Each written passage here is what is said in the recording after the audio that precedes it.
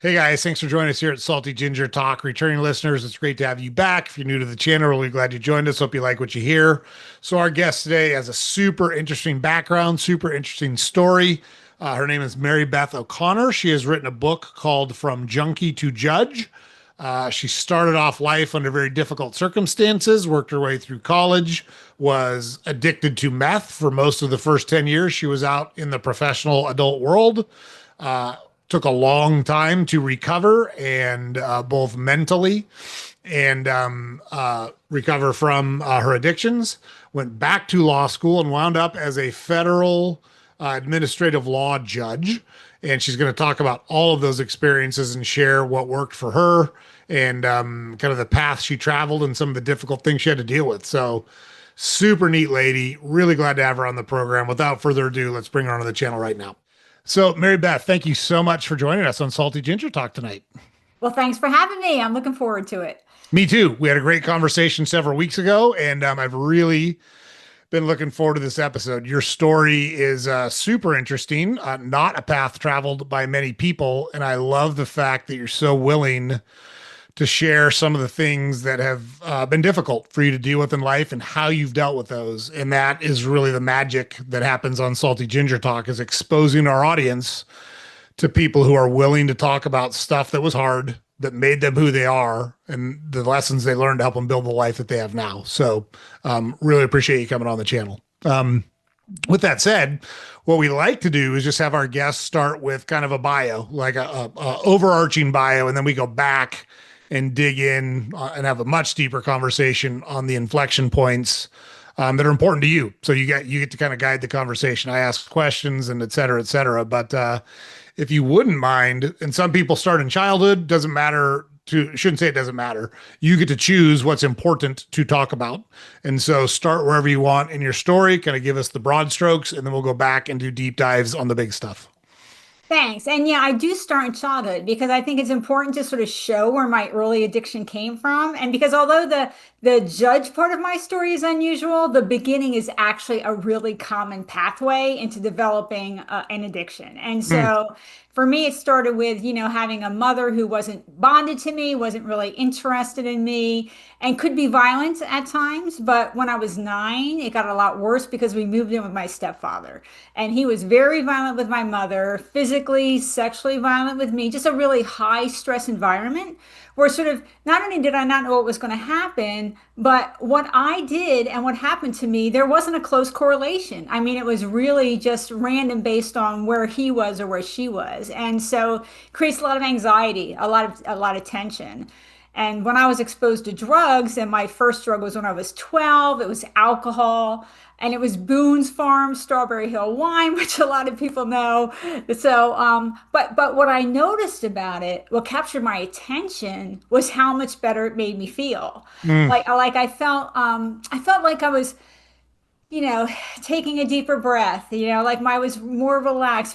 But also I was just laughing and giggling with my girlfriend in like a more openly joyful way. And so that just told me, like you need more of this, right? And so I pursued alcohol right away. I quickly added in weed, pills, hallucinogens. But for me, it really got a lot worse when I was 16 because I found methamphetamine, which became my drug of choice.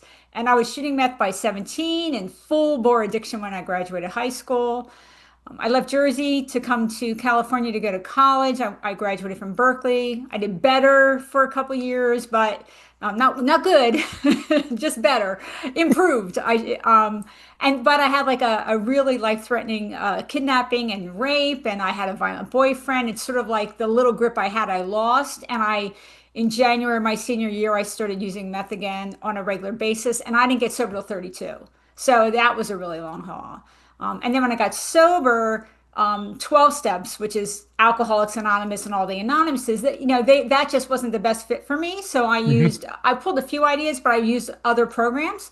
and build what today would be called an individual recovery plan. But also, I had to deal with my trauma. I had to heal from the trauma, address the trauma to have a stable sobriety, but also just to have sort of a happy and productive life, right? Mm. So, like many people that are trying to get sober, I had the trauma history, but for me, that meant I had PTSD and it showed up as severe anxiety. Again, very common to have one or more additional mental health conditions in addition to your substance use disorder. So I had to work on all of that, start where I was, 32, with a horrible resume, although a Berkeley degree, and just rebuild my life because I had really destroyed most parts of it. Eventually, professionally, I did work my way. I went to Berkeley Law School at 6 years sober, eventually became a federal judge at 20 years sober. And now I took early retirement and I have my memoir out, From Junkie to Judge, One Woman's Triumph Over Trauma and Addiction. And I write and speak about a wide variety of addiction and trauma and mental health and recovery topics. And I'm on several boards for recovery organizations. So that's a real brief overall arc and happy to delve into any and all of it. So yeah, this feels a little bit like, other than that, how's the play, Mrs. Lincoln? You're like, your life has been pretty boring then, huh? Good Yeah, Lord. yeah, it's been boring. Yeah, yeah. Yeah, like if someone wrote that as a Hollywood script, they would kick it out and be like, no one's gonna believe this shit. Get out of it. No one goes through all this stuff and comes out the other side in a good spot. It's super impressive that you were able to deal with all that. I'm sorry that you had to deal with all that. I say it a lot. Many times we don't get to choose what happens to us in life, but we absolutely get to choose how we respond to it. And Yes, yeah. yes. And my terminology for that is that, in recovery, one of the things I had to accept was that the people who broke me were not going to fix me. Like, Mm. like I had to take ownership of my recovery if I was going to get well. And that was sort of one of the ways that I looked at it that helped me start to move forward. Yeah. And appreciate that. And let me just say, it's one of the things that's very humbling to me about doing the podcast is people are so willing to be open about really difficult subjects. And I think there's so much value in that for our audience because I don't know who they are. I don't know how many of them there are, but I know there's people experiencing similar things right now. And just to hear someone that's talked about it, that is talking about it from real world experience and has figured out a path out of it, is super beneficial. So I thank you for being so candid about it. With all that said, let's start back in childhood. So you said your mom didn't really bond well with you and could be violent towards you. Was she young when she had you? Like, was that just her nature? What do you think caused that? Well, I mean, it was a couple things. One is she was young, and not only that, but my memoir starts with my conception because that was already a problem. Because Mm. it was 1961. My mother is Irish Catholic, 18 years old, and unmarried and pregnant, and so Mm. this was like a huge ordeal. Like the Catholic Church had this system; they shipped her off to Philadelphia from New Jersey, and so she could have the baby sort of under the radar. And then my grandparents, when she came home, they wouldn't let her bring me home. So I actually lived at a convent with the nuns for the first 6 months of my life. So there was already that sort of, separation, the physical separation, the attachment separation. But I'd like to say that was the full scope of the issue, but it really wasn't. My mother was just a very self-centered person. She was really caught up in her own emotions. She never really grew, she never really addressed her behaviors or her focus on herself, her inability to really connect or bond with other people. She just never did adapt in that way, but certainly didn't help the way things started and that she was so young when she had me. Mm. Yeah, for sure. And look, for those that don't know, I'm a little bit younger than Mary Beth, but not a lot younger. And yeah, there used to be such a stigma to Yes. a single woman, especially Irish. And I can speak to the Irish part for sure. Both my parents went to Catholic school, but I did not. I was not raised in a religious household, but I was around enough of them to know like this used to be like you were a social pariah. You were just cast out of the village and it brought great shame on your family and blah, blah, blah. I'm not saying it's right. I'm just saying that's how it was. It didn't matter if Right. you wanted to be that way or not. So totally get that. Did you know when you were young, did you know this stuff was wrong? I mean, I know it was bad, but did you know, like, could you look around and go, hey, other people aren't going through the same things I'm going through? What the hell? Um, s- yes, to a degree. I mean, in a way, some things are normalized in your household, right? And Yeah. so when I moved in with my mother, she had gotten married, and that man became my sister's father, and he was actually a nice guy. But my mother was the one who was volatile. And when you go to other friends' houses, you see that their parents aren't behaving quite that way. At the same time, I knew that things going on in my house didn't happen if other people were there, right? So you're Mhm. not really 100% sure. But certainly as a kid, I was just trying to adapt. Like when we moved in with my stepfather, at first my reaction was, okay, he has different rules, right? Like he had a real thing about us not going barefoot in the house. I mean, we had gone barefoot in the house every summer for our entire life, but like now it's a big problem. So okay, fine, we'll adjust. And it took me a while to realize that no matter how many adjustments I made or how I tried to behave in a way that was going to satisfy him, it was impossible. Like it took a while for me to really understand that what his behavior was about him and really wasn't that much about me. And so that was an issue. But yeah, I could see that they also, put on a different face when their friends were around or when the neighbors were around, like their behavior, their body language was different, their tone of voice was different. It was just clear that what happened at home alone and what happened out in the rest of the world, those were two very different things. Mm. Yeah, you just said something that I think is really important to highlight, and that is oh shoot, I lost it. It was so good too, what you said. Um all right, it's gonna pop back into my head. I don't want to pause, I don't It want to stop will. the conversation, but you said something super important, and I'll remember it and bring us back to it when we do. When your mom remarried, do you think, oh, that's what it was? I got it. I'm back.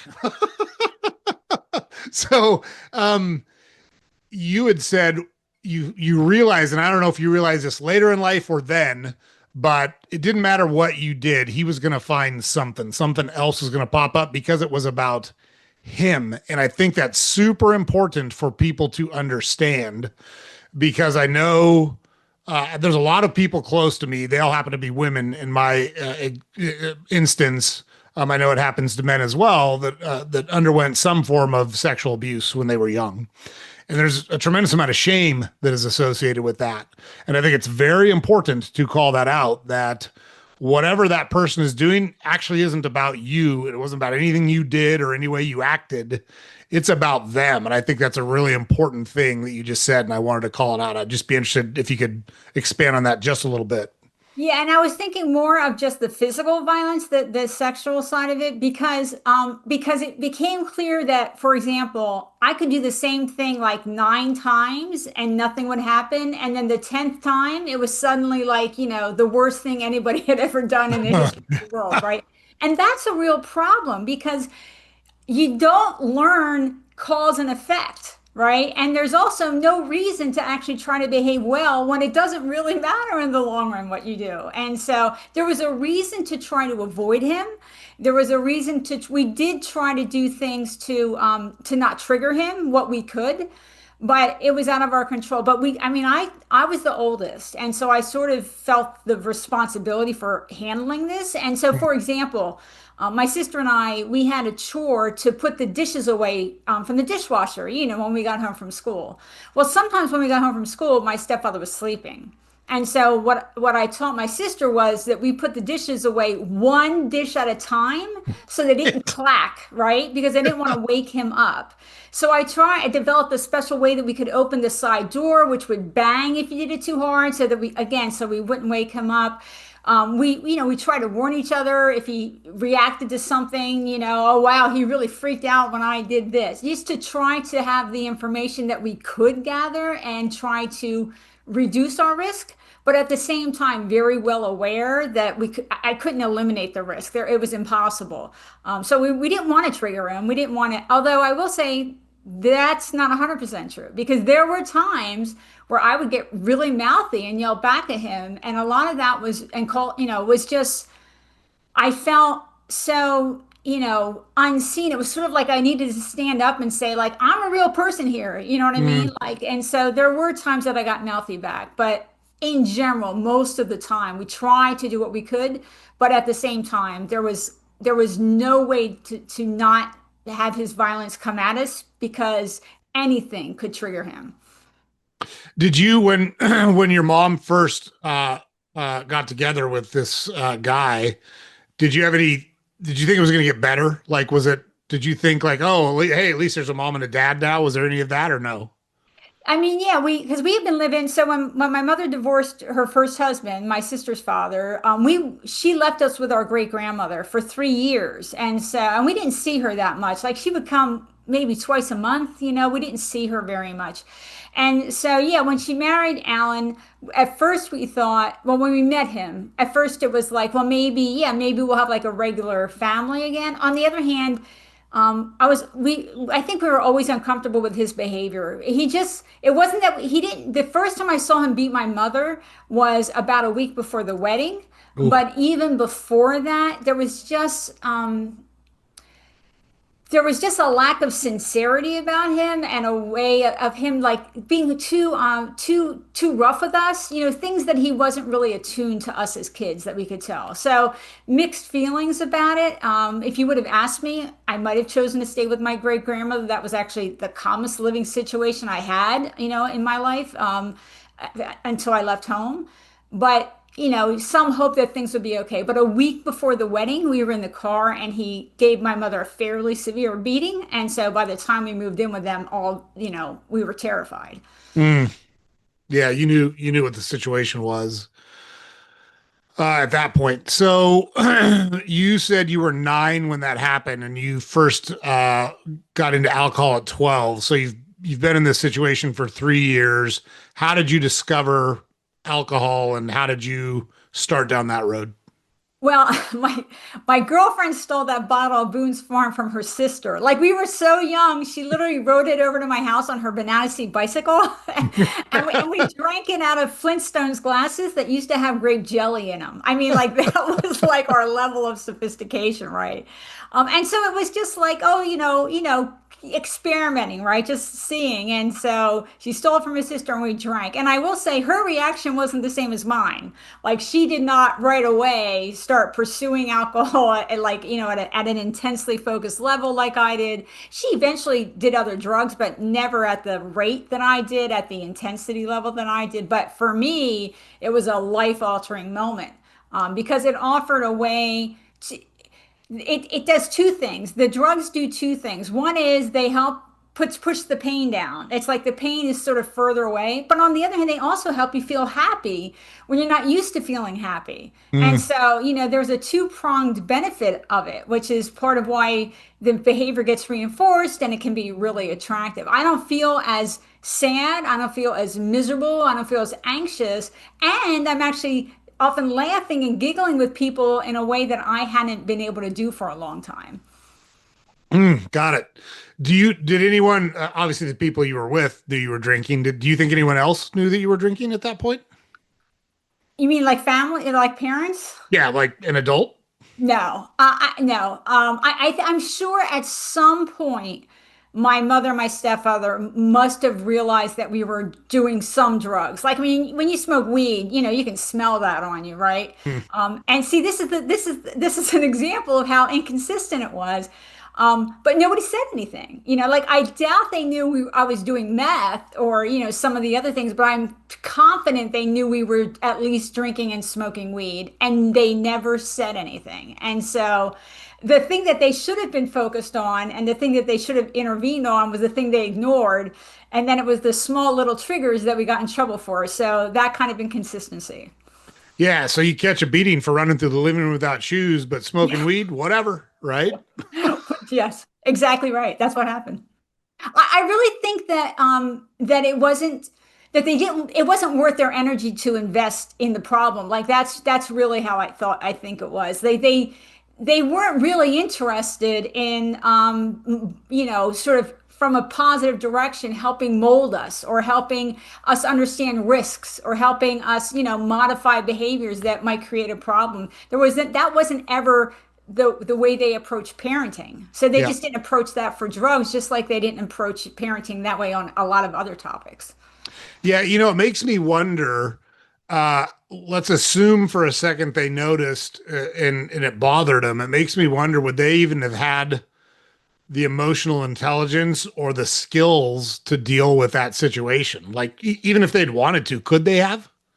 I don't know. I mean, I got arrested when I was 18, and I was supposed to go to college. It was a month before I was supposed to go to college. And when that happened, my mother did um get me a psychiatrist to go to see. First of all, because the lawyer said the court wanted to see that I was doing something about it, right? And so she did, and he was at Princeton, and so I think she did actually did make an effort to find somebody she thought was good, but it turned out he really wasn't knowledgeable about addiction and his tactics to handle it. Now, once I learned more about how you actually help someone with a substance problem, they were not likely to be effective tactics. But when it was thrown in her face that I was actually shooting methamphetamine, she did at least make the minimal effort to try to and got me a psychiatrist that I went to see. So yeah, so I mean that she did that, but she never spoke to me about it. Like, how's it going with therapy? How you do? Like there was never a conversation. I think she thought that's her job to get me a professional, and then that was the end of it as far as she was concerned. She did what she was supposed to do, and then she didn't have to do anymore. Yeah, got it. So, I mean, I think most people understand there's a progression, and look, this may be me being naive. I've always been a freak in a lot of instances in my life, and I'm certainly a freak as it relates to substances because I personally, and this isn't a value judgment, this is simply a statement of fact. I've never been drunk in my life, not even close, and I've never touched an illegal substance in my life. So I don't know those worlds, is my entire point of making those comments. I think most people understand, it's easy for me to understand, even as I sit here not having experience in these, how you score alcohol, how you score weed, how you progress from alcohol to weed. How do you make the leap from weed to the harder substances? Like, how did that happen in your circumstance? Well, I mean, my one point I'll make first is to say that most people use all drugs in moderation. So it's not like there is a progression that most people go through. Oh, if you start with alcohol, you're going to end up with weed, and then eventually you're going to, Mm. do meth. Most people use all drugs in moderation. Most people use methamphetamine in moderation. It's just that the some set of us that develops a problem, the high percentage have trauma and or untreated mental health. So that's we're the subgroup, about 20% on average, depending on the drug.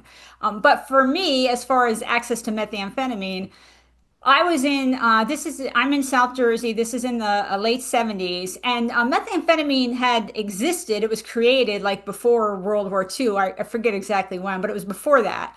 But it hadn't been mass produced, at least in the US. And in my part of the country, in South Jersey, it was mass produced and readily available for the first time when I was exposed to it. Like, I was there for the first wave A mass pioneer. Yes, of mass-produced methamphetamine in southern New Jersey. Like, it was a big new thing.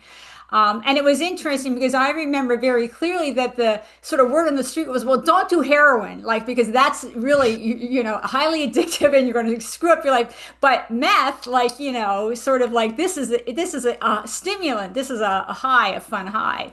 And so it was readily available in my town at that time. And it was also the first time. So it took a while for people to really understand that, oh, but look, it actually is addictive. And some of us are starting to develop a serious problem.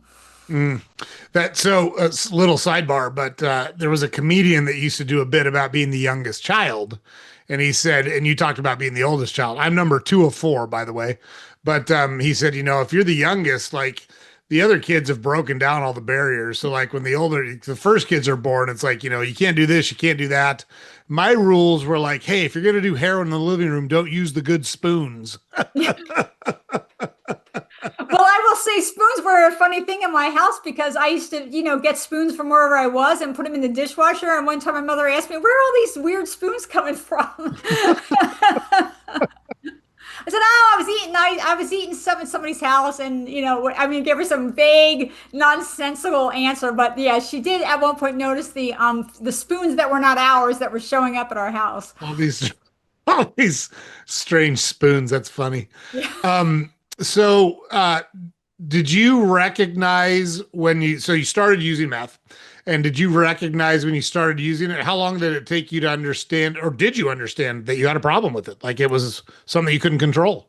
I mean, I didn't think of it that way because I didn't care. I mean, I had used to excess all the other drugs too, but once I was exposed to meth, I was really hyper focused on methamphetamine. I mean, for whatever reason, biochemically, it was the best fit for me. And I've done heroin and everything that existed in my day, I had tried, but this was the best biochemical fit. This is the one that once I found it, that's the one I was pursuing to the exclusion often of pretty much everything else. I didn't view it so much as a problem, but I will say the other people around me in my methamphetamine using circle, they became concerned. Really? Yes, yes, they became concerned. I mean, I had multiple people that were my fellow meth users tell me that, I was using too much, that I needed to take breaks, that, they were concerned, and so my mother never said anything. I mean, but these other meth using friends, a number of them brought their concerns to me. And so my response to that was to just lie, like, "Oh, I just took a 5 day break. I'm ready to go. I just slept for 3 days." Lies, all lies, right? But it was to reduce their concern. So that's how it played out. I mean, eventually I knew, I was getting really thin. I had a lot of like scabs from picking, and I was unable to focus and concentrate. So it's like you sort of know it's a problem, and at the same time you're doing your best to ignore that it's a problem. But the first people who brought it to my attention were my drug using friends. That has to be quite a habit if your drug using friends are like, whoa, hey, this might be a problem. Yes. Yeah, Yes. that's something else. So this was going on all the way through your undergrad degree, is that right? Yeah, I mean, the first 3.5 years of college, I tried not to use meth that much, but I used other things. But I did do better. Like I mostly used on the weekend, although sometimes it rolled into the week. I used more alcohol than stimulants, So, but I would do it in a very chaotic way. I mean, compared to again, people express concerns. Okay, I was better, so it was better, but it wasn't good compared to everybody else. But it was better. But January of my senior year, that's when I started using meth again on a regular basis, and I did a 10-year run after that. I got sober at 32. Yeah. Why did you choose Berkeley? Like, well, it's a premier school, so clearly, like, you didn't, just squeak by. But why Berkeley? Like, you're from Jersey. Was it because of the proximity to Jersey? I wanted to get away from home, but also I used to get bronchitis in the winter. And if you think about it, where are the top 20 colleges? Most of them have snow. And Yeah. so I was looking for a top tier school that didn't have snow. Yeah, makes sense. So it's And Berkeley that's or really Stanford, right?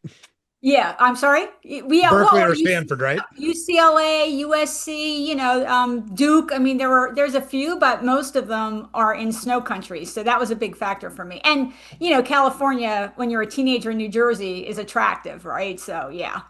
Yeah, and it wasn't the California we know today back then. It was a very different place back then. But the weather was still great, and it was still like I would argue it was pretty awesome to live in California in the late 70s, early 80s, right? Yeah, I mean there was a lot of positives about being in California, and the Bay Area in particular is a really dynamic place. I mean, I'm still here, right? Because it's a Yeah. really dynamic and exciting place to live. Yeah. Yeah, for sure. What did you study in your undergrad? I was a history major. Early American history was my emphasis. Ah, got it. So if we wanted to talk about the duality of economies between the North and the South and the pre-Civil War days, you're our gal too, right? That's right, or especially the colonial period, and the early American period. Ooh, I love it. I love it. I did know, like, I love that era, and I've read a ton about it, and I was a good student and blah, but I didn't go to school for 4 years for it. So such a cool thing. We might have to do another episode just on that. That's I awesome. have to refresh myself a little. I will say that my senior thesis, because you have to write a thesis at Berkeley, was called Keeping Women in Their Place, Ideology versus Reality in 17th Century New York. That was my senior thesis. Oh my gosh, I love it. That's yeah, shoot, we might have to another episode on that. That's good stuff. But back to your I don't want to take away from your story here, but so you started using again right before you get out of college, then you go out into the adult world and you've got this huge meth problem. What was your life like for those 10 years? How did you manage jobs and whatever else you did for those 10 years and make it through life? Life's already hard without a meth addiction. Yeah, I mean, on the positive side, after the abusive boyfriend, I started dating, and then after a couple years living with my now husband, who was a good guy. Mm. I mean, he used drugs, but he used them in like, the casual user kind of way, like so. And I did a lot of work to convince him that I was in that same category. It took him a while to realize, no, I wasn't, okay, so that was the positive. But at the same time, I was really, living in chaos in a lot of other ways. And for example, professionally, you know how after college you're supposed to work your way up the corporate ladder? Yep. Well, my terminology is that I spent those 10 years working my way down the corporate ladder because I couldn't hold a job, because I couldn't get there. I would miss a lot of time. I would leave early. I couldn't concentrate. And so my last job before rehab was word processing. And I only held that for 9 months. I had a Berkeley degree and good grades, and I couldn't hold on to a word processing job. So that a lot of financial and professional chaos during those 10 years. But also, I just became increasingly, miserable, just by 32, I'm feeling very, depleted, very trapped. I felt hopeless. I didn't really see a way out. I didn't believe there was a way out for me, a path forward. I didn't think sobriety was an option for me. Even when I went to rehab, I really thought, well, obviously I can't stop. Like, obviously that's not an option. But I thought, well, maybe I can figure out how to do better. Like maybe if I learn some things or, they help me in some way, maybe I'll be able to do better. And it's not that I wanted to keep using at that point. It was just that getting sober was beyond my imagination. So I was feeling very miserable at 32, and I was in pretty bad emotional and physical shape at that point. So yeah, that's interesting. Why would you go to rehab if you didn't feel like there was an opportunity or that getting sober wasn't a reality, like it couldn't happen? What made you go to rehab? Because I thought maybe I could figure out how to do better. That was Like if it, I could really? if I and I was exhausted, and so like having a place sort of like a break from life seemed like an attractive thing, and my partner was ready to throw me out, so it was an appeasement to him. But it was more than that. I mean, I really didn't know what else to do. I literally, after I lost that word processing job, I did not have the energy to put a resume together again. Like that's how depleted I was. Mm. And so, and he really was done with me. And so it was like, well, maybe, I should try. Maybe I should go see what this is about. But part of what kept me trapped for so long in my addiction was that I really thought that I had three choices because of my deep and vast violence history and pain.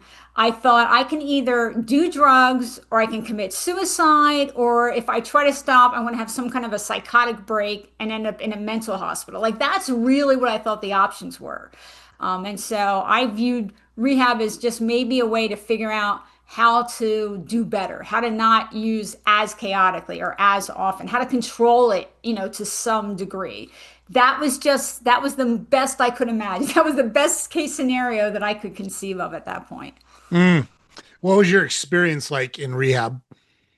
It was mixed. And so, in my mind, I'm going to rehab for like medical treatment, right? And this is in 93. And it took me a while to even find a rehab I could go to because I didn't have insurance and I didn't have cash. And so like it took me a while to find anybody who would take me. And then I was on a wait list. It was a whole thing. It took me months to actually get into rehab. Mm. But my rehab, I didn't know it when I got there, but I found out very fast that they were exclusively and really vehemently 12 step only. And 12 steps, of course, is Alcoholics Anonymous and Narcotics Anonymous and all of the Anonymouses.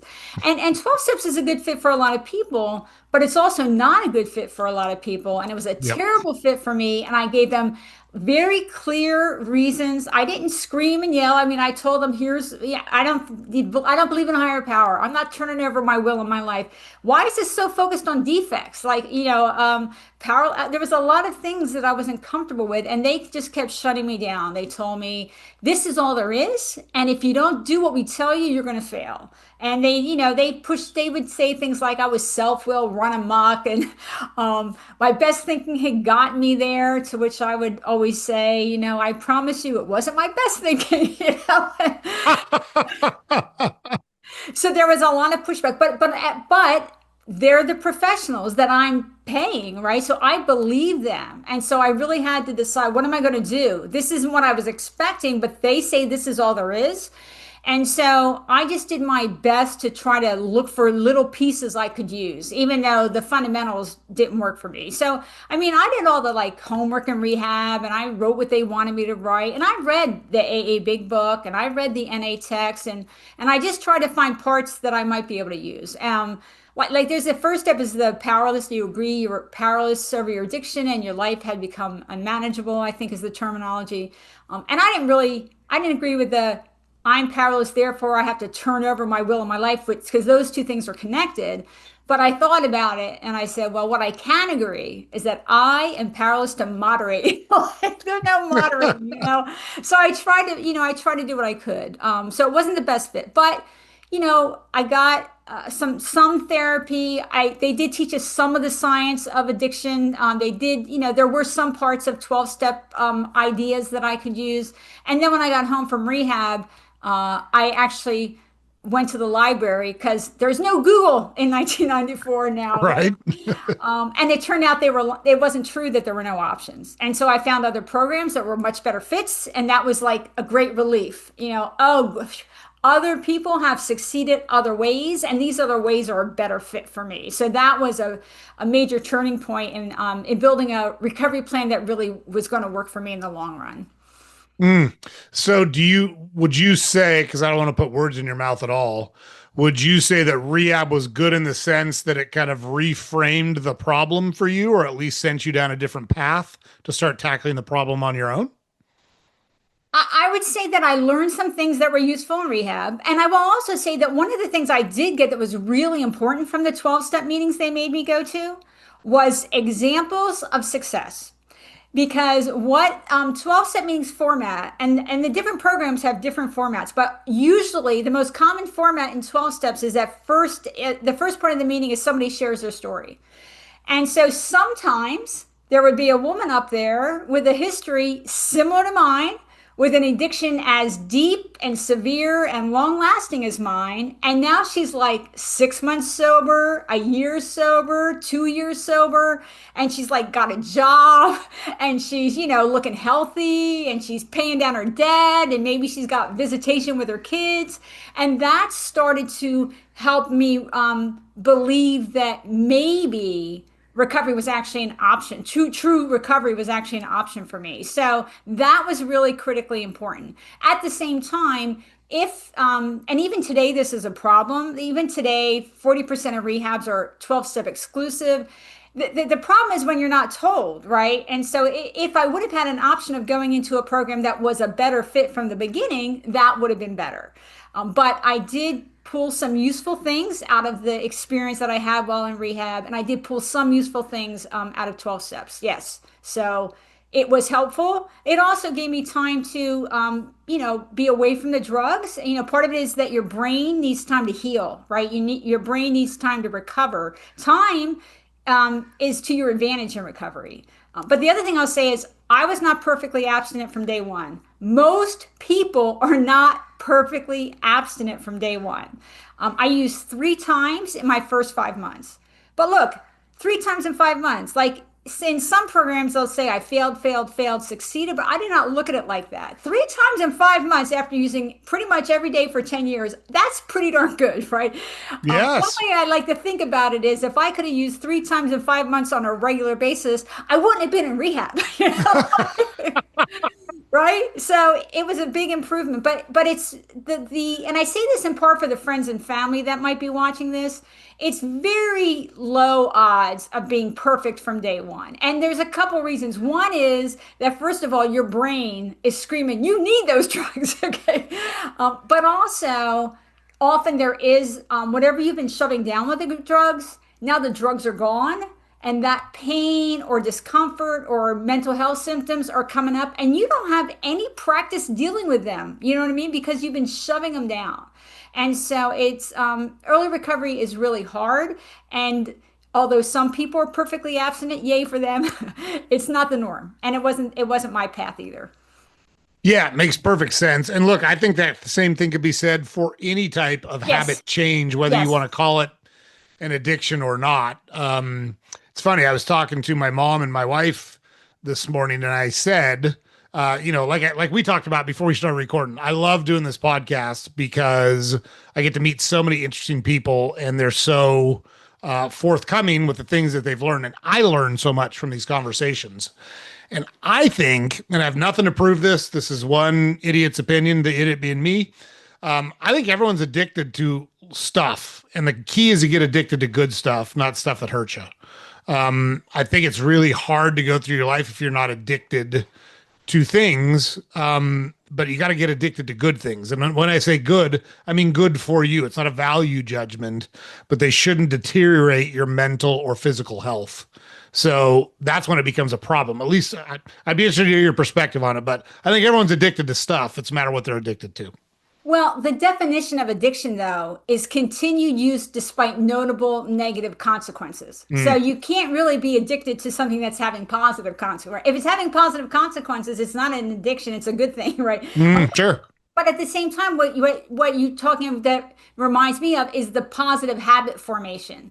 So, we hear a lot about how addiction rewires the brain, but the reality is that positive behaviors rewire the brain too. And I think that's what you might be really getting at, right? We doing the same positive thing over and over and over again rewires our brain in a healthy, positive direction. So it's a habit now. You don't have to think about it every time because you just do it. I don't have to think about, am I going to be sober today? I just do it. I don't have to think about, I'm going to brush my teeth or, wash my hair or whatever it is. So these are all positive habits. I don't have to think about, am I going to treat my husband nicely or, with Yeah. respect? It's just a positive habit. So you are right that we can build up our positive choices and they become natural and a habit for us, but it's when they're positive, and that's the way out of the chaos of addiction is to rewire your brain in that positive direction.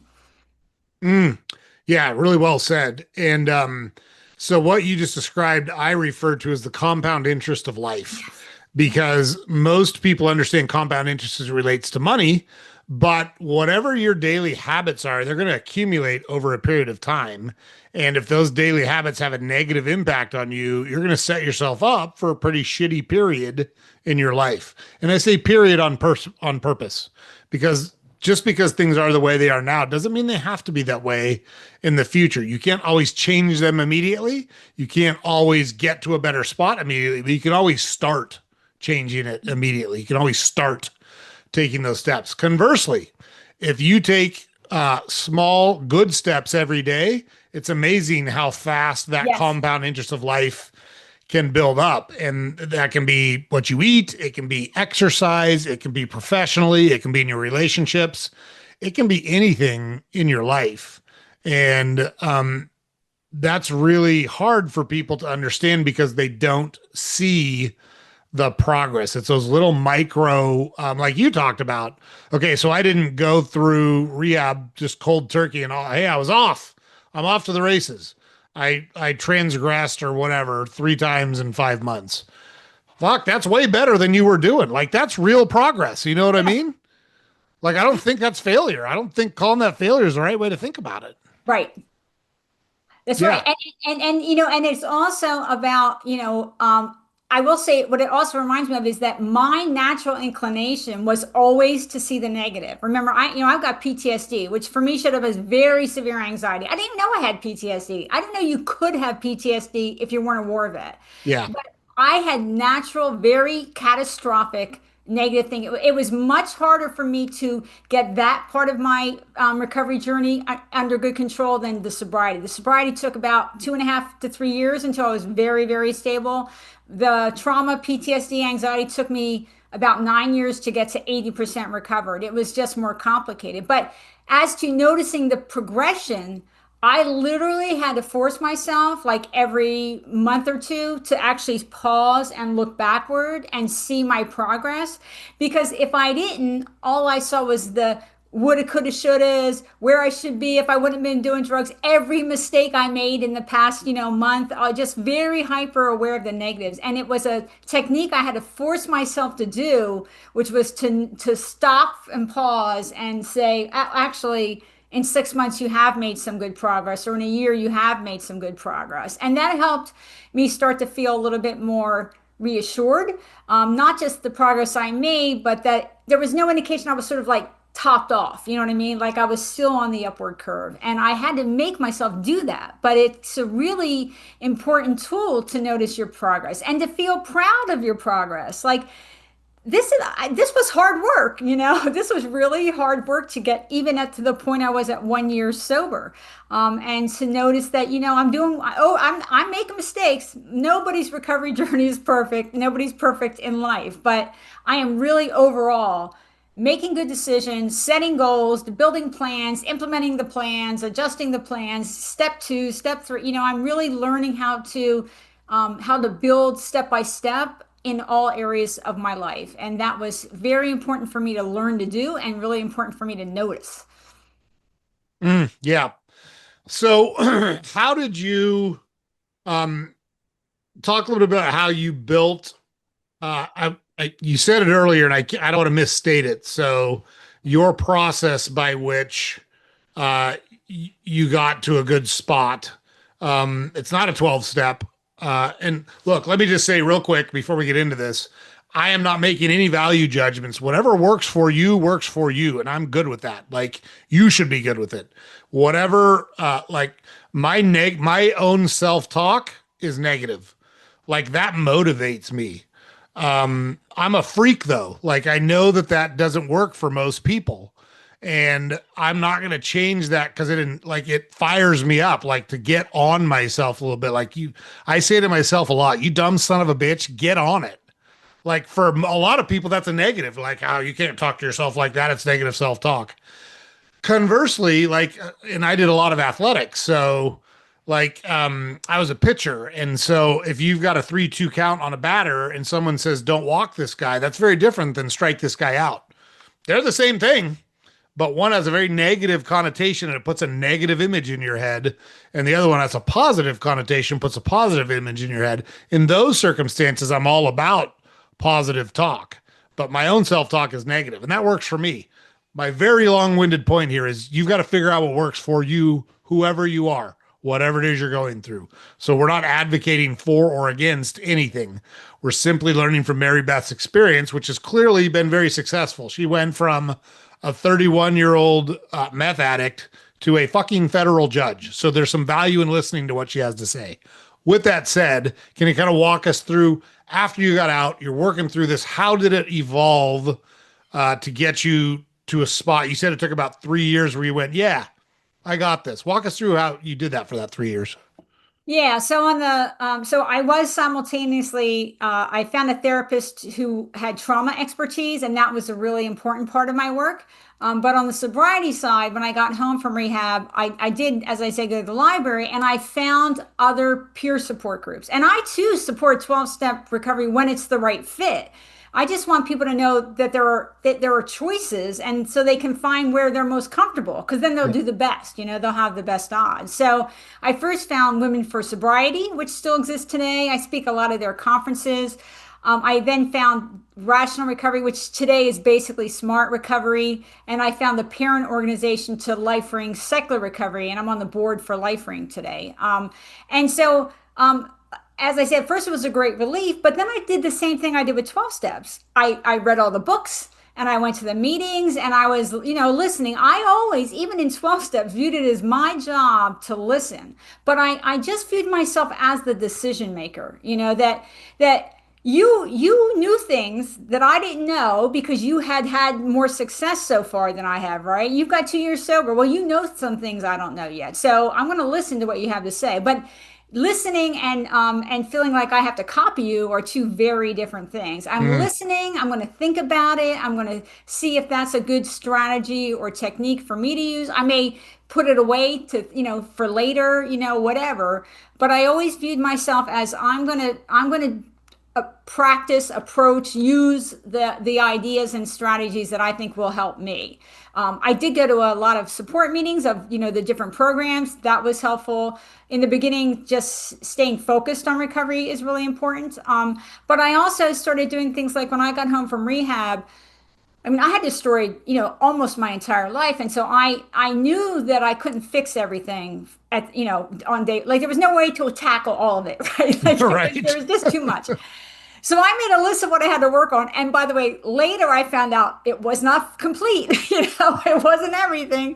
But I prioritized. And so I really picked 5 things to focus on: sobriety, my trauma recovery, starting to getting a job, working, trying to rebuild, build myself professionally, get my debt down, and my relationship with my partner, which was really on, at high risk.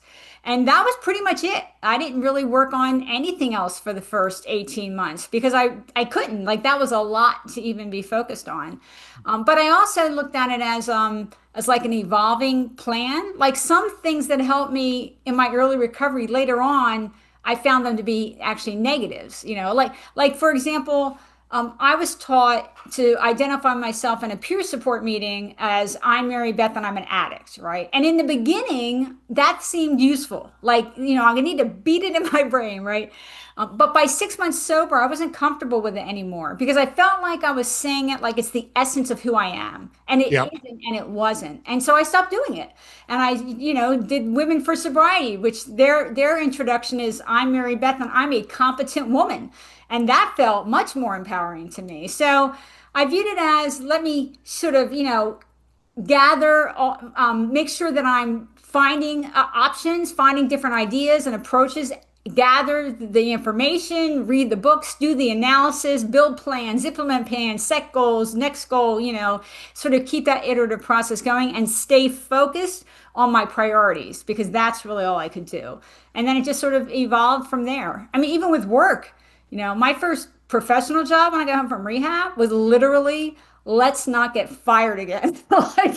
like that's my goal because that was the number one priority. So I started there. I started there, and like you say, it's that snowball effect, right? So you start where you are, first step, but it's amazing how far you can go in 2 years, much as 5 years or 20 years, or now I've got 31 years of sobriety. Is that right? Yes, 31. Yeah, that's wild. Yeah, talk a little bit about the therapy because we've kind of I know we've jumped around a lot, but we've breezed over. You had some really bad experiences when you were young. You had some really bad experiences with a boyfriend in college. At what point did you realize, hey, these are kind of at the essence of a lot of like I have to deal with this stuff if I'm ever going to get to where I want to be. How did you make that realization and how did you work through it? I had actually tried to do therapy when I was using, and I was never able to make any real progress. And in retrospect, that was because the drugs were like between me and my emotions. The drugs really prevented me from even fully understanding my own history or talking about it in an effective way. So I had tried intermittently, to address what I knew was a core problem, which was the many different types of violence that I grew up with. Mm, And so when I got sober, when I got home from rehab, I knew that if I didn't deal with the trauma, I probably couldn't have stayed sober. But even if I could, I'd never be happy or productive. And so I started. I looked for interviewed therapists to see what their experiences was with my kind of trauma, and I dealt with that. And so I found a therapist with she had some addiction knowledge, but she had very deep experience in trauma healing. And she is the one who diagnosed me with PTSD, which surprised me, but she was right. And for me, it was the severe anxiety that I was dealing with. I had a very I mean, I I couldn't really enjoy life even when I was making good decisions and moving forward because I always felt like any second now I'm going to either make one little mistake or actually no mistake, but something's going to happen and it's all going to blow up in my face and I'm going to lose everything I worked for. Like I had no trust in the future. My husband used to call me the what about tomorrow girl, because I couldn't, and it was a shame because I was doing so many good things and I couldn't really emotionally absorb it, because I was in such a heightened state of anxiety all the time for so long.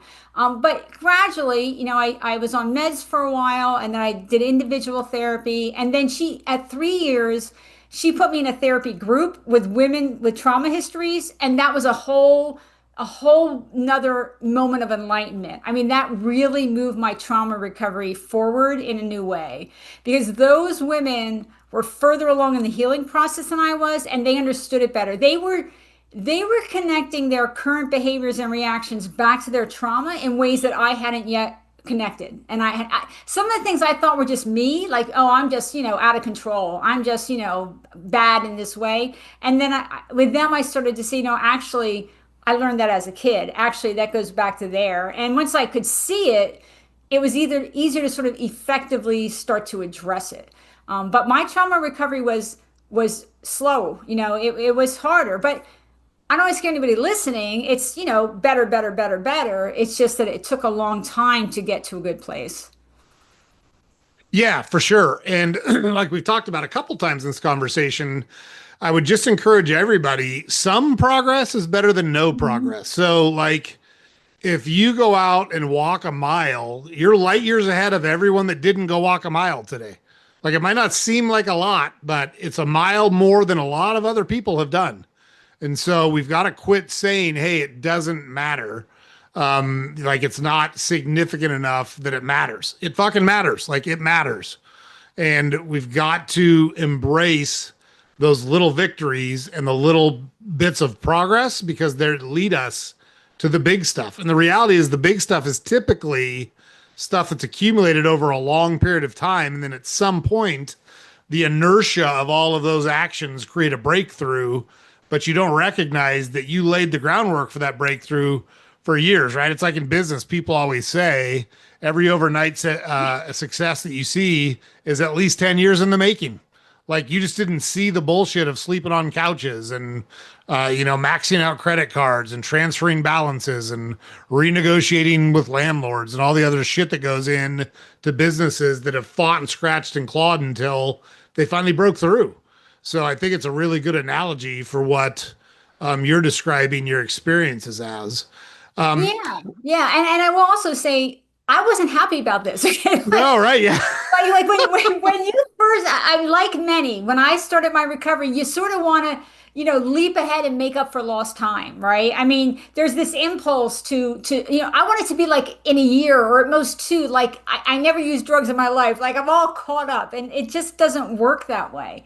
And like you say, it's not just that you have to start. It's not just that you did the mile. It's that until you do the mile, you're never going to do 2 miles, right? I mean, you just have to start where you are. But I will say, I don't want it to be like, this is all Pollyanna. Oh yeah, I'm just going to do this. No, it was frustrating to me to be 32 and where I was and to have so far to go. But that's where I was, and you have to start from where you are. That's just the reality, and you have to accept it. But even in 2 years, I was in a very, very different place, much less, 5 or 10 years later. So the progress is faster than we think, and it can be frustrating to have to sort of start where you are and not be able to leap, tall buildings, but that's usually the way it works. Totally. What did your and I don't know at what point you got married to him, but what did your partner slash husband think during this whole process? Was he going through something similar? Was he watching? Was he saying, "What the fuck is going on? Good for you." Like, how did that work? Well, so when you're in rehab, they usually have these like family sessions, and he came up for those family sessions, and he was very clear with the therapist. He's like, I think it's too late. She's burned too many bridges. I'm too angry, you know. But he did let me come home, you know, when I got out of rehab, and I was in there for months, you know. And he sort of took a wait and see attitude. And then we did start couples counseling like fairly soon after I got home from rehab because we had to. I mean, there was a lot of anger. I was actually frustrated with him too. I felt like he didn't do enough to get me help, you know, and so I Mm. had that surprised him that I had complaints too. You know? But we did the work. You know, we did the work to build a better, you know, a healthy relationship. The way I grew up, I actually the biggest surprise of my life is that I'm in a happy marriage. Like I didn't know they existed on Earth. You know what I mean? Like it wasn't a goal because I didn't think it was real. You know, Yeah. so, it's been a great joy, and we are together at. We got married when I was 3 years sober, and that's when he felt comfortable enough that this is real, you know, this is solid, and we're still together. We've been together. I know I make all these dates. I sound ancient, but we've been together for over 40 years at this point. Wow. Yeah. That's impressive. And I love the fact that you say, hey, you got to do the work. Like, there's no substitute for it. There's no shortcut. This isn't Monopoly where you get a card that lets you advance to go and collect $200. You have to do the work. And too many people think there is a way to shortcut that. And like you said, you can't walk 2 miles without walking the first one, period. Right? Yep. Yeah, and that's hard for people to accept. It's hard for people to grasp. And it's like losing weight. You know, you didn't gain 50 pounds overnight. You don't get to lose it overnight either. You got to take it off the same way you put it on, which is a little bit at a time. And it's not fun. It's not particularly exciting, but it's how it works. And that's just the way life works. That's the way life works. That's right. And I will say, I was a meth addict. I gained weight in recovery. And, you know, when I got sober, I gained a noticeable amount of weight and I was still smoking. And neither one of those were my first top five priorities. Like they just weren't. And so I just had to let them go for a while, you know, and eventually I was able to turn to them. So, yes, that it is the way. I mean, that's part of why I say that the individual recovery plan approach, one of the benefits of it is that it teaches you good life skills. What I was doing to build my recovery plan and to implement it, that's the same skill set for everything. You know, that Mm. applies to all goals, applies to all big decisions, applies to all forward progress. And so doing it for my recovery and my mental health recovery made me start to feel more confident and competent to sort of handle other things in my life.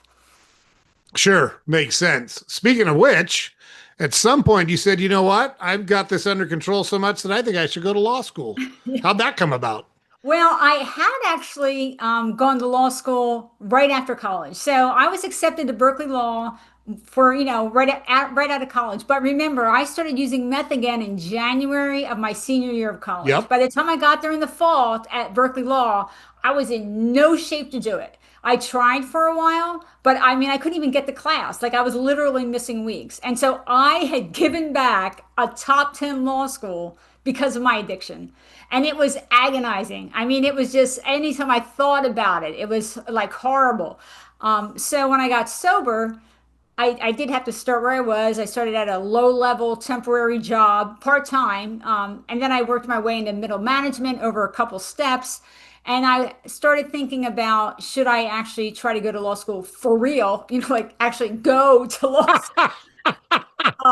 But it was scary because I had screwed it up the first time, right? It's scary to face it. And I will say, Berkeley didn't take me back right away. I went to Hastings for my first year, which is a good law school in San Francisco, but it's not top 10. Yeah. I was number three in my class of 400 at Hastings, and then Berkeley took me back, and I did end up graduating from Berkeley Law. So that was a real cherry on the top of my, you know, things that I got back in my recovery. And I started law school when I was 39, and I graduated at 42. So that was the beginning of my legal career. Wow. So, like, I would assume, and maybe I'm wrong, but I would assume that you were surrounded by a bunch of 20 somethings in law school. Yeah, about 15% of the class was 30 and older, and 85% was under. We had a club at Berkeley. It was called the Dinosaurs Club. That's why I know. But I will say, but I was in a lot of ways in a better position than them. I had a commute because I lived in Silicon Valley and I was going to Berkeley, so I had to drive. But other than that, I had a reliable partner who wasn't causing stress or chaos and who was supportive. I was much more disciplined. You know, I had spent those 6 years being able, learning to manage life and be disciplined. And I wasn't trying to build a new relationship like the 20 somethings were, you know, all those sort of interpersonal chaos that can happen at that age. I was sober, so I didn't have any of the substances issues, and substance use disorder is actually a big issue in the legal community. So in some ways, I was in a better position to just, you know, put my nose to the grindstone and focus and do law school in a sort of efficient way. Yeah. Yeah, for sure. So when you got out, what type of law did you practice? When I got out, I worked at a really big law firm in Silicon Valley, which is where I lived, and I did business litigation, basically large class actions and complex business litigation. And I did that for 4 years, and then I went to the federal government, and I oversaw litigation in my San Francisco office, and then I did large class actions for the federal government. And then when I was 20 years sober, that's when I was appointed a federal administrative law judge. Wow.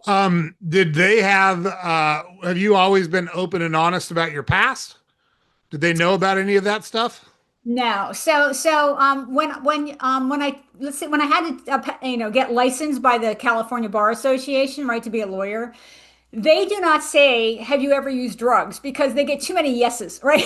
Yeah, right. So what they say is, in the last 5 years, have you used any illegal substance or had an issue with drugs or alcohol, something like that.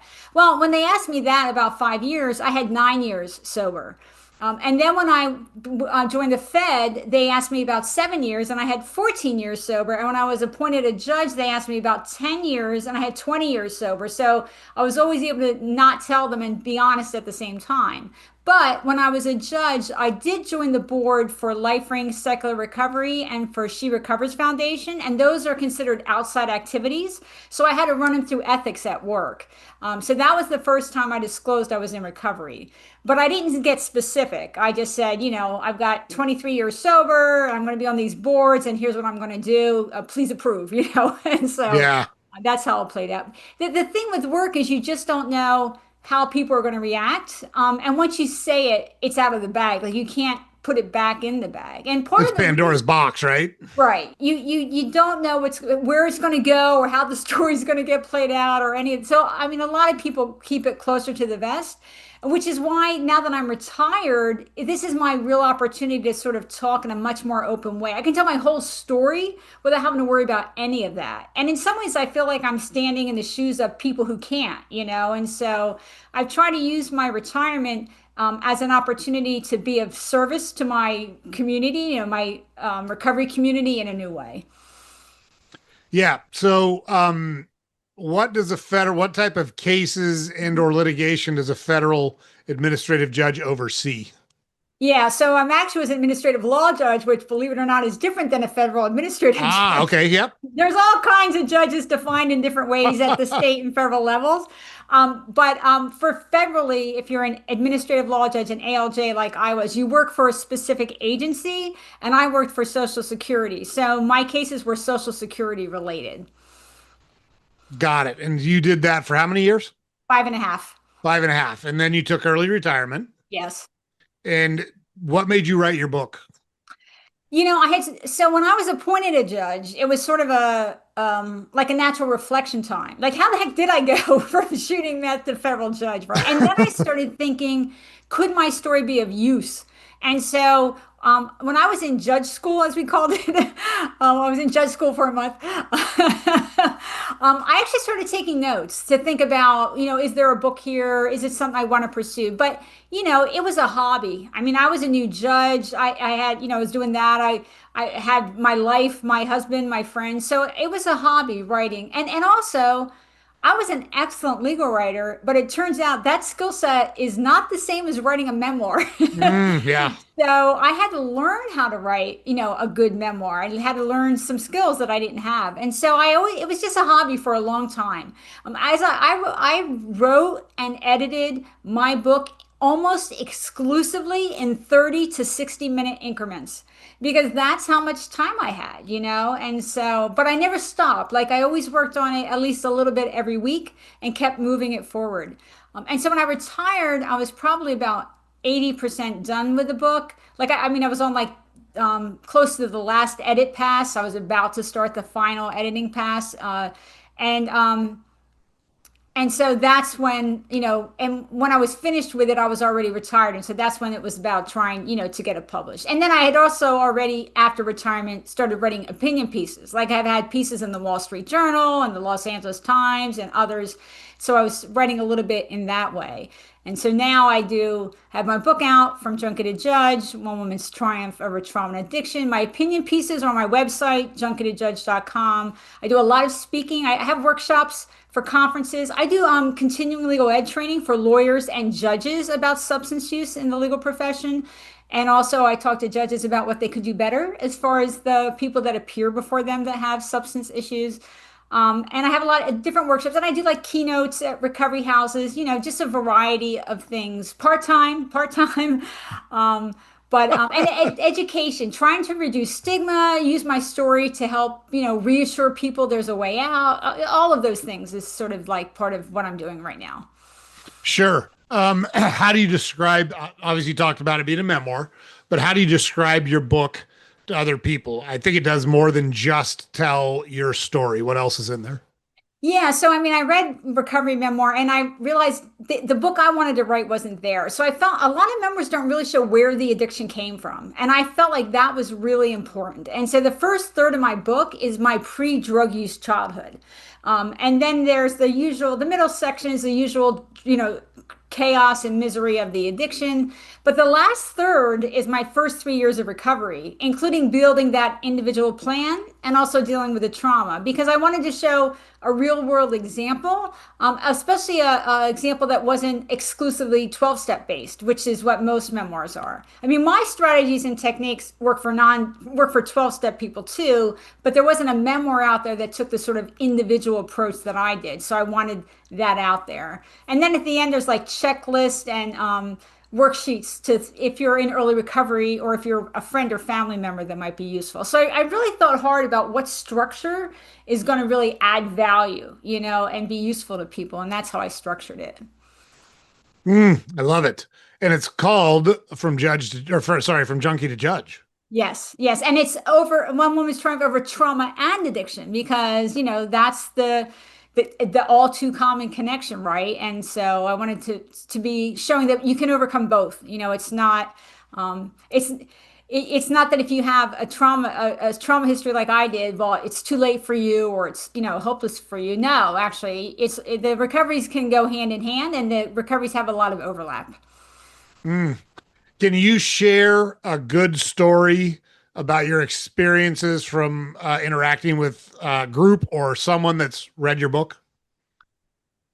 Yeah, I mean, I will say that what I get a lot of questions from are friends and family. They've either read my book or they've heard me speak, and they want guidance. How can I help my family member? Well, my daughter is struggling with meth, and what can I do to help her move forward? And those conversations are always really rewarding for me because one of the things I emphasize with friends and family is that I am friends and family too. Like everybody I know in recovery, we are also friends and family. I understand their fear, their frustration, all of that. I understand it because I've had it. My best friend died of a heroin overdose in my recovery, and family members have struggled. So one of the things I try to do with them is to point them to CRAFT, which is community reinforcement and family training. So that tough love idea that you see on those intervention shows and otherwise, tough love, everything works for somebody, right? But it doesn't work for very many people, has low success odds. But there actually is a technique that has pretty high success odds for friends and family, and it's called craft. And there's a book out called Beyond Addiction that's craft based. And it's really about how to have non-judgmental, non-emotional conversations with your family member who's struggling about sort of what is the substance use serving in their life, like what purpose is it serving, but also about how you can be of help, but you can't take control over how they're going to recover or when, you know. So the thing like on intervention shows, you're going to rehab, the rehab I picked for you, and you're doing it today. Like that's Right not, now. Yeah. that doesn't work. But somebody in the midst of an addiction may not have the ability to actually research, you know, recovery options. And so if they want you to, you doing the research and saying, I found these three programs. Does any of them sound that like you'd be interested? That could be useful. I mean, there are things that you can do. Positive reinforcement techniques work, but also the book Beyond Addiction is about how to take care of yourself, you know, because it's very emotionally draining for family members too. So some of the most rewarding conversations I have are with friends and family. And the other thing I'll say about that is one of the most frustrating conversations I have is when friends and family all too often will tell me, my daughter, let's say, has tried everything. She's been to rehab 8 times. And when I ask questions, what I find out is that no, she wasn't offered everything. She was offered the same thing Eight eight times. times, even though she failed the first seven at that approach. And often she was never offered an assessment for her depression or her anxiety or whatever else it might be. And so, and she was thrown into 28-day programs and never offered anything of a longer length. So it's so aggravating when the family member feels frustrated, but the person struggling feels like a failure when they were never really given the best opportunity to succeed by having sort of the individualized assessment they should get and having a treatment program that's really tailored to what's going to have the best odds of helping them. It's a very frustrating and really anger-inducing part of the American, you know, medical system failures. Yeah, I love that. And look, it applies anywhere in life. I usually talk about it as it relates to government programs. And so, Milton Friedman, one of my favorite sayings that Milton Friedman has is despite the best intentions of government programs, it's absolutely essential to judge them based on how they actually work. And if you've done the same thing over and over and over again and it's not working, why the fuck would you try it again? Why would you not try something different? I'm not saying quit. I'm not saying give up. I'm saying if your approach is not delivering the desired result, why not try a different approach? But Right. that is such a difficult thing for many. And look, I'm guilty of it too. I always say I don't throw stones because I live in a glass house. So I don't judge. It's not my place to judge. However, I'm a pretty left brain logical guy and I'm a pretty good problem solver. And so if you have a problem, if what you've tried to solve your problem before didn't work, why would you not try something different to solve the problem? Like that has never made sense to me. And again, if a 12-step program works for you, awesome. That is great. I'm really happy for you and keep doing it and keep enjoying your success. If it does not, I'll say the same thing about talk therapy. Like if talk therapy has worked for you, that's awesome.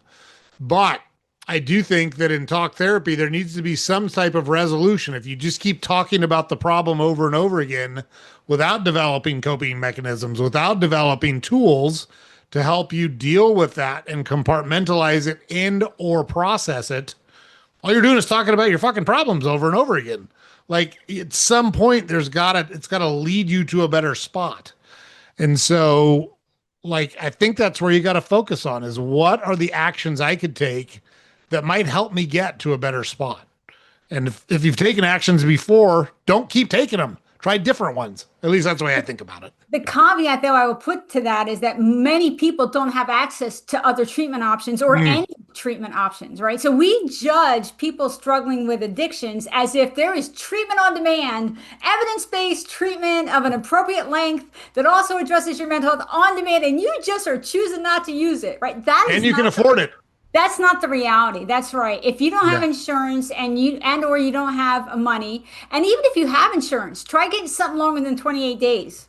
Try getting them to cover something longer than 28 days. So the problem isn't always that the person isn't interested in options, it's that they literally do not have access to any other Mm, options. The treatment providers should be the ones that are offering individualized assessments, also doing a mental health, evaluation for other conditions. Addiction is a mental health disorder, by the way. Substance use disorder is in the diagnostic manual. It's a mental health disorder, and offering people the right treatment of an appropriate length. And that doesn't often happen. Now, and not everybody actually even needs to go inpatient treatment. Like a lot of people can do well with outpatient programs, or they can do well with an addiction therapist. And there are medications for alcohol use disorder and opioid use disorder. But we have such a fragmented medical system, which many people don't have access to at all, or they don't have access to what would actually really help them, that it's that we're just people are just getting spun through systems and not really having a fair chance of success. And the reality is it's more expensive to do it this way than to actually do it the right way, right? Which is also part of the frustration. And the other part of the frustration is, and a lot of people end up in jail, which is really expensive. And we could treat so many more people for the price of incarcerating one that it's outrageous. Literally, 3 to 6 people could be treated for the price of incarcerating one, and we don't have enough treatment as it is. So those systems skewed in a way that doesn't that isn't effective, and a lot of people's lives are really lost, or at least years are lost because of that problem. Oh my gosh, I appreciate you bringing that up. So, I will preface these comments by saying I absolutely believe in law and order. I absolutely think that people that are violent need to be removed from society. With that said, it sure seems to me like we have a pretty significant over incarceration problem in our country. And it seems to me that we incarcerate people for things where we're simply trying to punish them. We're not trying to rehabilitate them. We're trying to punish or judge them. And I'm not interested in that. So I ask the question a lot. Do you want to be right or do you want to be successful? Because sometimes you don't get to be both. And I would argue that unless it involves ethics or morality, being successful is almost always better than being right. Almost always. Um, and so, does it feel good to society in general to say, hey, we locked up uh, person X for smoking weed or doing whatever? Sure. Does it feel good? Sure. Does it help anything? I don't think it does. And I think we've got tons and tons of evidence to prove that nobody wants to listen to or talk about, because the minute you talk about it, it's, oh, you're soft on crime. Oh, you're a bleeding heart liberal. I can guarantee you I am not a bleeding heart liberal. I can, at my core, I'm a huge libertarian. I've never been registered with either political party.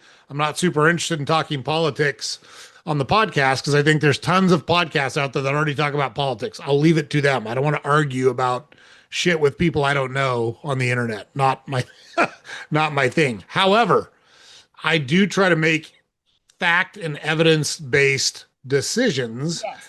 and I look at the facts and the evidence, and it seems like incarcerating people makes things a lot worse, not better. Because try finding a job after you've been incarcerated. Try renting an apartment after you've been incarcerated. So you send people down this road and look at the rate of recidivism. What is it? Something like 90% of people are back in jail within 5 years once they go to jail for the first time. Like, it doesn't work. And we're incarcerating people for shit that are illnesses. And we should be providing treatment or solutions instead of, hey, 3 hots and a cot for 6 months, 8 months, 12 months, whatever it is. Be interested, you've seen that system, even though you weren't in the criminal part of it. I'd be interested for your take on that. Yeah, I mean, look, I have a problem with people being incarcerated for drugs for multiple reasons. One of which is that our government defines substance use disorder as a disease or a mental health disorder. And then you're going to put people in jail for it. Like, that's a contradiction. But also, it isn't financially the right solution. Now, there are like drug courts. Is drug court better than regular court? Yes, but still, people do have better odds of success with voluntary treatment than they do involuntary treatment. A lot of the drug courts don't send people to evidence-based solutions anyway. And we don't have enough treatment on demand. Like to me, let's not even talk about, well, will forcing people into treatment through the criminal justice system work when we let's first offer treatment to everybody who wants it and see where we are. Like let's start there. But Mm. also it is if you just care about effective use of your tax dollars, it is much less expensive, much dollar for dollar more effective to have a robust treatment on demand system, as well as, let's hope, supports for their other mental health disorders, supports for whatever physical disorders, and maybe even, let's hope, housing and employment supports that people can use and get them off to a new start. That's actually going to be cheaper than the incarceration system that we have today. The other problem with the incarceration system is we have a very high racial disparity in how we enforce our drug laws. And so people of color use drugs at the same rate as white people, but they get incarcerated a lot more. The charges are more likely to be a felony instead of a misdemeanor. It's a problem. So that by itself undermines the sort of the validity of the system, right? It's not even fairly or equally distributed. But I look, if somebody is high and they hurt somebody, they gotta be dealt with on I hurt somebody side, right? Like Yes, that's gotta be addressed. But if totally it's agree. pure possession, and there are 500,000 people incarcerated today just for possession, to me, that's a waste of our money and it's ineffective. Yeah, that's exactly how I think about it too. And I always try to preface that because I always get, the hard asses out there that, you're soft on. No, I'm not soft on crime. I guarantee you, if you were in my house, I will shoot you dead and then I'll ask you questions. Like, if you're not supposed to be there, like, I'm not soft. I'm not soft in any way, shape, or form. With that said, this doesn't work. It hasn't worked for fucking decades. And yet this is exactly what I just said. We continue to do the same thing over and over again, thinking there's going to be somehow a different result. And like, I don't understand it at all. It's like in neon flashing lights in front of us saying this does not work. Yet we continue to do it. And it makes no sense to me. Well, Plus, I think it has a I think it has the opposite effect, it does. right? It feels like it to me. It does because the consequences when you get out, like you talked about. Plus, there's family separation, right? I mean, that's got a consequence, a lot of others. The other thing I'll say, proof of how ineffective it is that I have been sober for 31 years and we have spent probably hundreds of billions of dollars on the criminal, drug side. And drugs are cheaper and easier to get today than when I got sober 31 years ago. So, not working. Oh my gosh, that's some progress we're making there. Yeah. Oh, that's such good stuff. Um, so I ask a ton of questions. We cover a ton of territory. I don't ever want to miss good points or good topics of conversation simply because I don't ask the right questions or I don't touch on it. Is there anything I haven't asked you about today or any topic you feel important that is important or you feel strongly about that we haven't talked about that you want to make sure we talk about while we're in front of the audience? I will just, I think, share some positive data points because we hear all these negatives. Like a lot of times you hear things like, oh, only 15% of people ever recover or some things like that. It isn't true.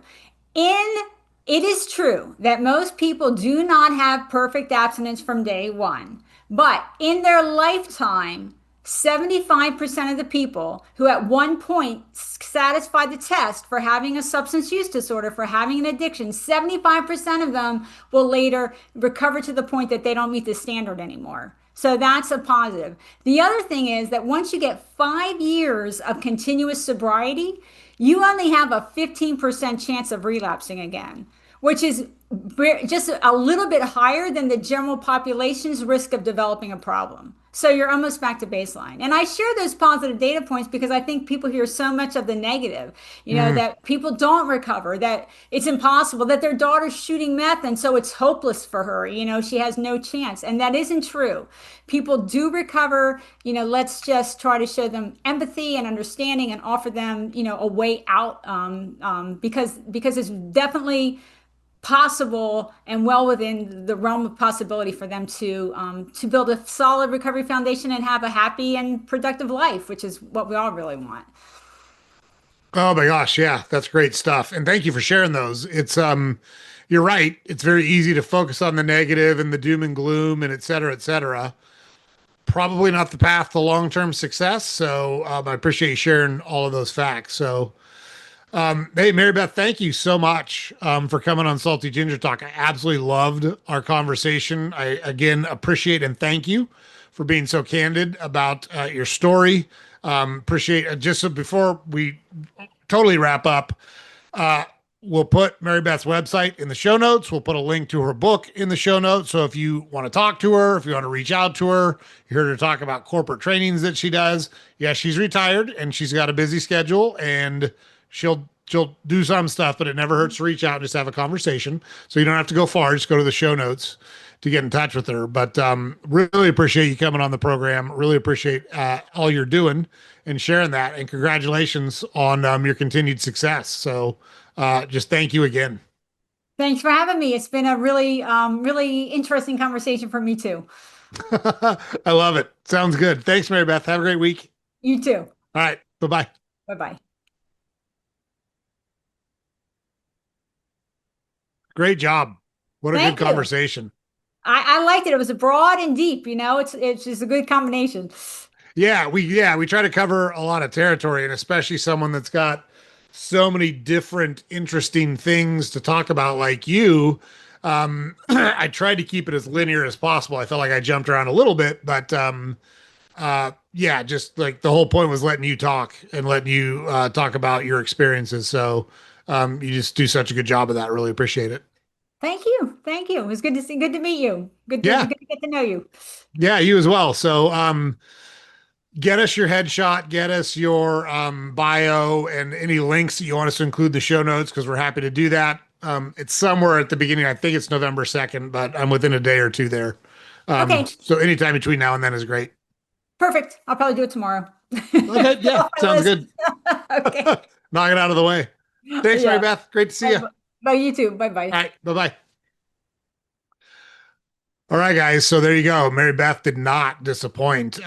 Talked about very difficult circumstances in her childhood, very difficult things in high school, very difficult things in college, starting off her adult life under difficult circumstances, dealing with very hard addiction, and talked about going into rehab. And the 12-step program didn't work for her, not against it, but it wasn't what worked for her. So she started learning, started looking at other alternatives and got herself on a better track. Wound up going back to law school, and yeah, took us all the way through being a federal administrative law judge and retiring, as well as her book.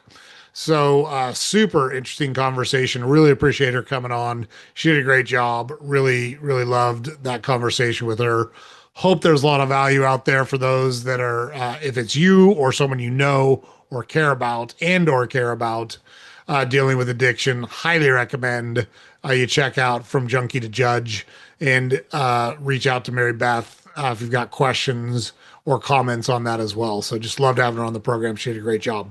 James puts it up every day. Head over to our website, saltygingertalk.com. All the podcast episodes are available there. Links to all the social media accounts are available there. We publish a newsletter every weekday you can subscribe to on our website. Make sure you like, share, comment, subscribe to the podcast on whatever platform you consume it on. Super helpful for us. We're going to keep finding awesome people, bringing them on. They're going to keep sharing these experiences that they have, helping you develop the life that you want to live. Make sure you don't miss our next episode or you miss some great content with one of our great guests. We will see you there.